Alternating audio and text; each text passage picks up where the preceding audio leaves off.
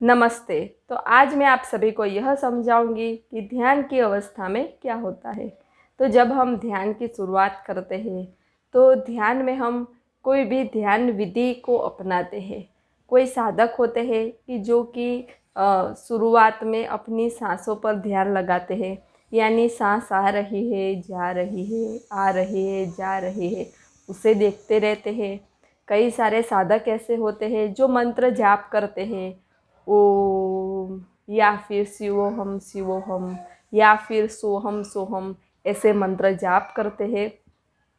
कोई साधक होते हैं कि जो अपने आज्ञा चक्र पे ध्यान लगाते हैं।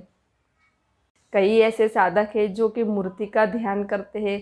कोई कृष्ण का ध्यान करता है, कोई राम का ध्यान करता है, कोई शंकर का ध्यान करता है, और ऐसे वह ध्यान में आगे बढ़ते जाते हैं। तो ये सभी जो ध्यान की पद्धतियाँ है, ध्यान की विधियाँ है, वह इसीलिए है कि यह करते करते आप एक दिन निर्विचार हो जाए, यानी आपको विचार शून्य की अवस्था प्राप्त हो जाए। और उसी विचार शून्य की अवस्था में, उसी निर्विचार स्थिति में आपका प्रवेश ध्यान में होता है। यानी यह सभी विद्या ध्यान में प्रवेश पाने की ही विद्या है। चाहे आप मंत्र जाप करें, चाहे आप सांसों पे ध्यान लगाएं, चाहे आप आज्ञा चक्र पे ध्यान लगाएं, या चाहे आप किसी भी मूर्ति का साकार स्वरूप का ध्यान करें, लेकिन यह सब उसी लिए है कि एक दिन आपको निर्विचार स्थिति प्राप्त हो जाए। और फिर उसी निर्विचार स्थिति में, जहाँ बाह्य जगत नहीं रहता, जहाँ आपका मन नहीं रहता, जहाँ बुद्धि नहीं रहती, जहाँ इंद्रियां नहीं रहती, जहाँ आपको यह भी पता नहीं रहता कि आप देह है, या आप स्त्री है, या आप पुरुष है, या आप कहाँ बैठे हैं, या आप इस जगत में हैं, आपको कुछ भी याद नहीं रहता। आप एक ऐसी शून्य की स्थिति में प्रवेश कर जाते हैं जहाँ सिर्फ चैतन्य ही चैतन्य होता है, जहाँ सिर्फ आनंद ही आनंद होता है, जहाँ सिर्फ ऊर्जा ही ऊर्जा होती है। ऐसे चेतन जगत में आपका प्रवेश हो जाता है। और उसी चेतना के जगत में जहाँ अखंड आनंद है, जहाँ चैतन्य ही चैतन्य है, उसी अवस्था को हम ध्यान कहते हैं।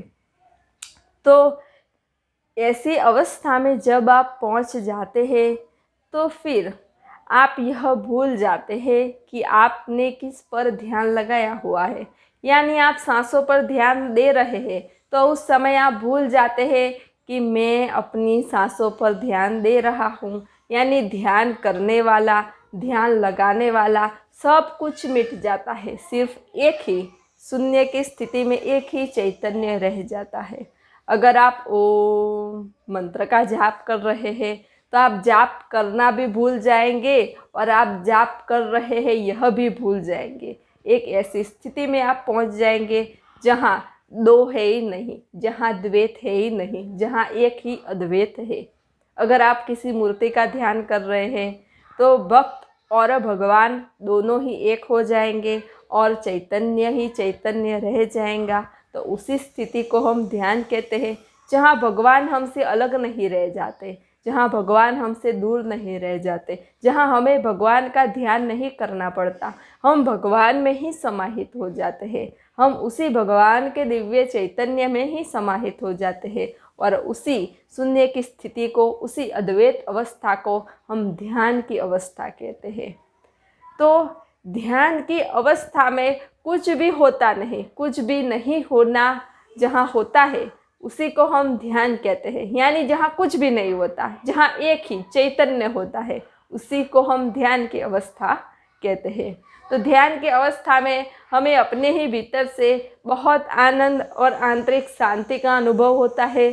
ध्यान की अवस्था में हमें ऐसा अनुभव होता है कि जैसे कि हमें सब कुछ मिल गया, इस दुनिया का हमें सब कुछ मिल गया, अब हमें कुछ भी नहीं चाहिए। हमें अपने भीतर से ऐसा दिव्य खजाना मिल जाता है, हमें अपने भीतर से ऐसी दिव्य शांति मिल जाती है कि उस शांति के अलावा, उस आनंद के आगे और कुछ का, किसी का कुछ मोल ही नहीं है। हमें इतना अद्भुत और दिव्य खजाना अपने ही भीतर से मिल जाता है। ध्यान की अवस्था में जो आनंद हमें मिलता है, जो शांति हमें मिलती है, उस शांति से हमें पूर्ण संतोष और पूर्ण समाधान प्राप्त होता है। तो यह मैंने आपको समझाया कि ध्यान की अवस्था में क्या होता है। लेकिन इस अवस्था में पहुंचने के लिए आपको हर रोज़ ध्यान साधना तो करनी ही होगी। तो आप हर रोज़ ध्यान कीजिए, साधना कीजिए। अगर आपको यह नहीं पता कि मैं ध्यान कैसे करूं, ध्यान की शुरुआत कैसे करूं, ध्यान में कैसे बैठूं, ध्यान में कैसे कपड़े पहनूं, ध्यान कौन सी दिशा में करूं, कौन से स्थान पे करूं, तो उस पर भी मैंने कई सारे वीडियोस बनाए हुए हैं। तो उसकी लिंक मैंने डिस्क्रिप्शन बॉक्स में दी हुई है।